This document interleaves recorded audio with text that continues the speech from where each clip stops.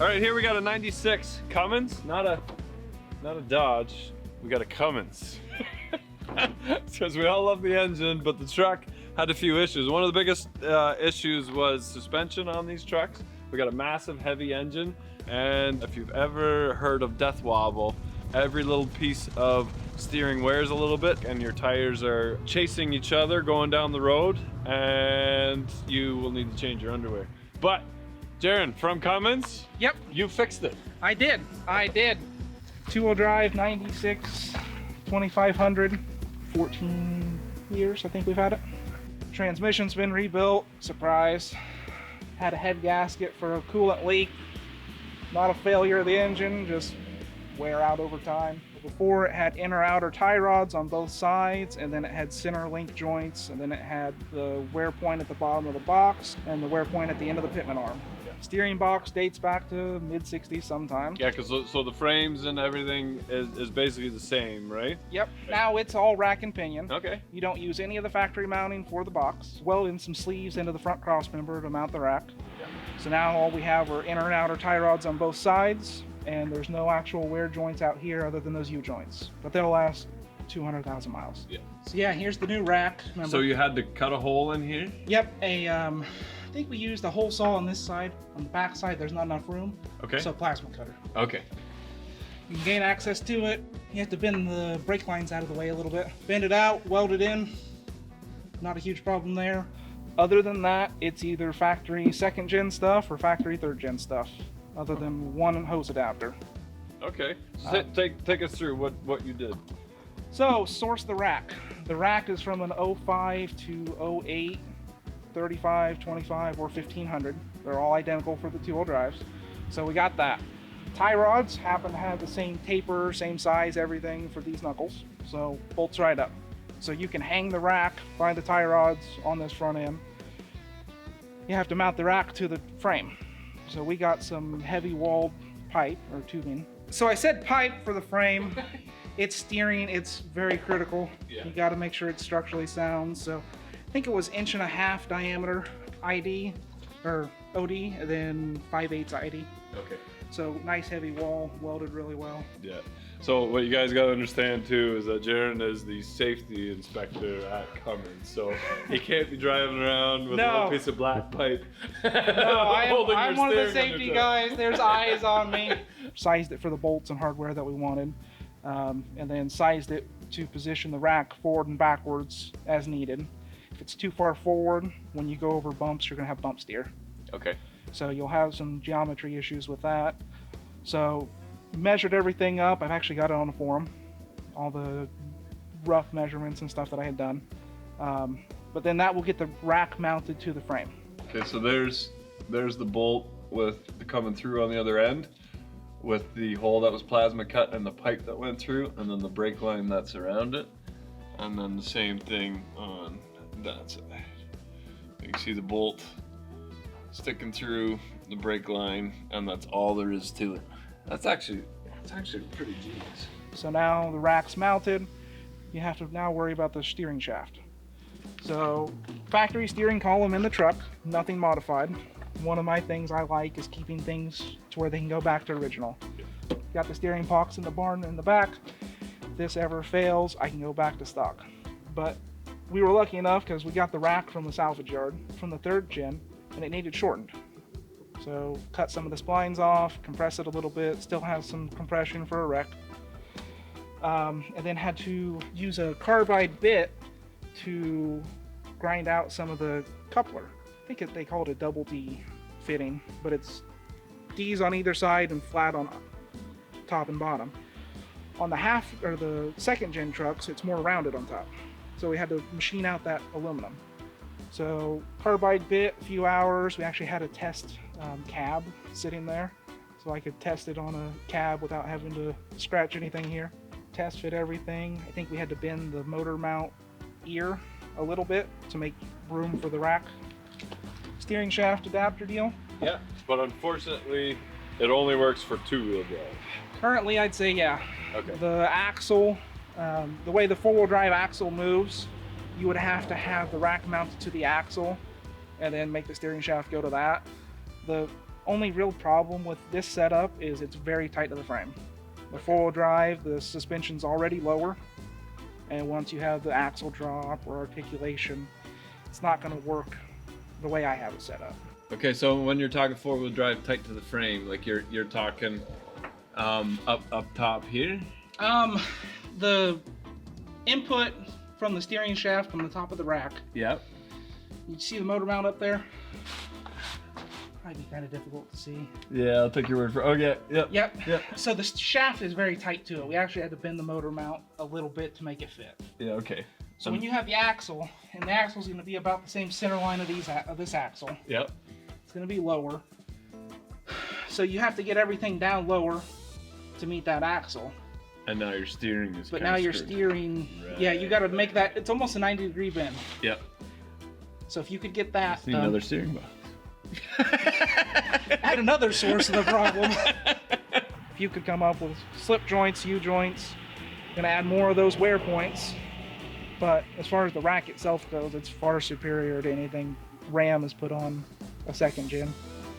Once we got that in, the hoses for the high pressure side on the factory second gen stuff bolts into the rack.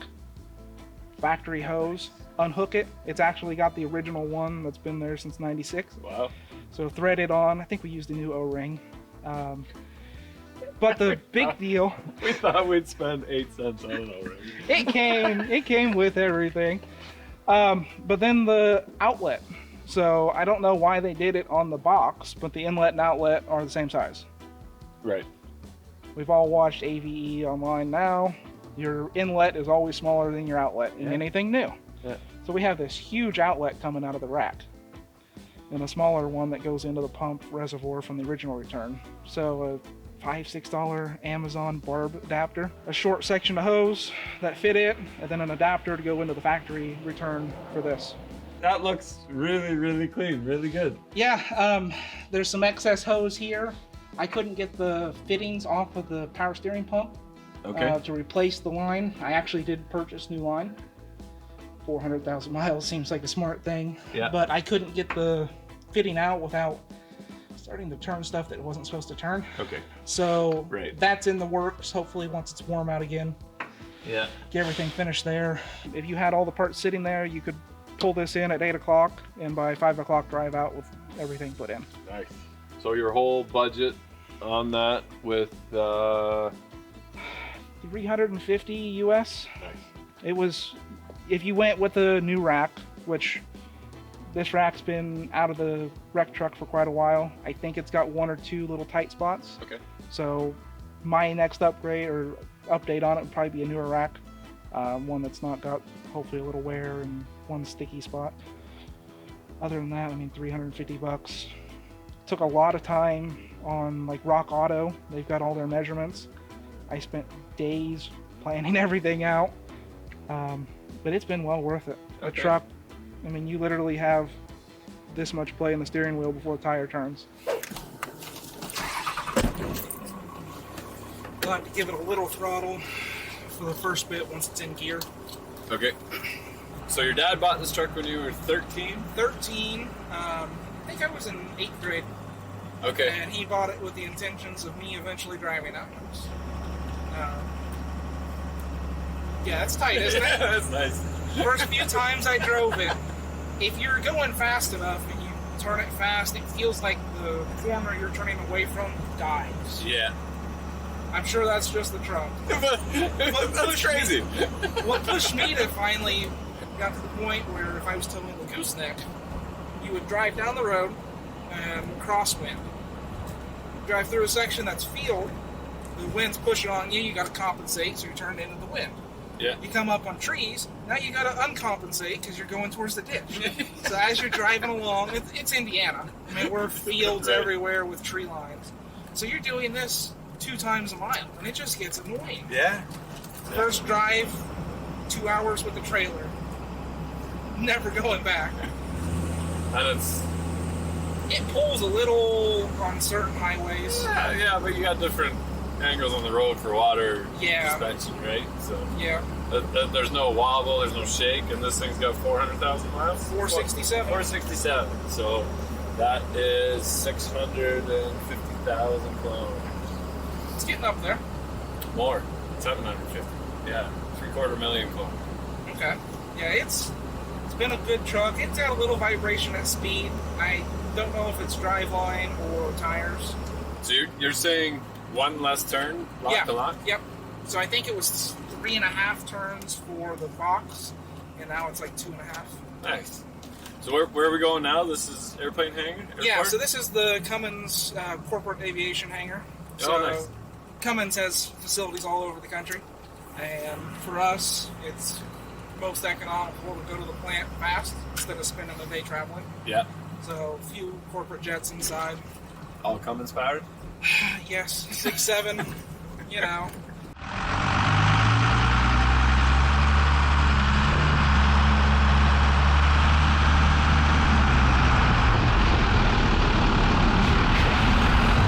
It's right there. This is pretty cool. Oh yeah. I mean, if you were gonna make a race Dodge, this is the steering setup for it. Yeah, and you save 40 pounds talking about Yeah, racing? something about 40 pounds. Everything factory was cast iron. Yep. Big heavy box, big heavy center link bar. It was all like 1.25 steel or cast iron. But this wrap, Does it increase the steering radius at all?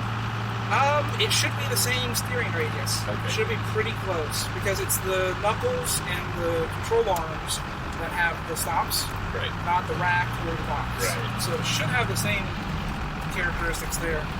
But it's like 2.5 turns block to lock now. Right. The factory, it's something like 3.5. So, yeah. 1, 2. Yeah. Yeah, It's it's just 2 3/4, something like that. Yeah. Do you sell this for how much? my asking price for this, if anybody is so inclined, 15 to 20. Oh, so you don't sell the kit, you sell the truck. Oh, the truck? No, the kit. I wouldn't sell the kit. So you can do it yourself for 300, or I could do it for you for 15,000. Love it. If I had the facilities, I'd do it for 1,500. Yeah. Do away with all that steering nonsense. Because you're going to have that in a good box and tie rods. Yep. Plus alignment and all that. And Right. this was a tape measure alignment. Yeah, So you good. haven't even taken it to an alignment shop? No, I probably put 3,000 miles on it. I guess it doesn't really, you're not changing the geometry of anything. You're just really, it's your toe in and toe out is all you're changing. So, Yeah, If everything. you got a shop, you can charge. Yeah, if you've got a It's shop, 100 hit me bucks. up. I'll send you everything. There'll be a small commission. Yeah, why not? I'll send you all the details. All right, Jaron, thank you very much for showing. If you guys have any projects that you guys want to have on the channel, fill out the submission form down below, or the form down below. And even as simple as taking parts from another generation, putting it on an older generation to make it better. We love these 96s, the P pumps. It's about the perfect truck, other than 4-wheel drive. We'll work on that. But we love seeing it. So definitely get out there, work on your projects, make them better. We all know that all the manufacturers get it wrong from the start. So fix it yourself and make it your own. Remember, if you're not filthy, you're not rich.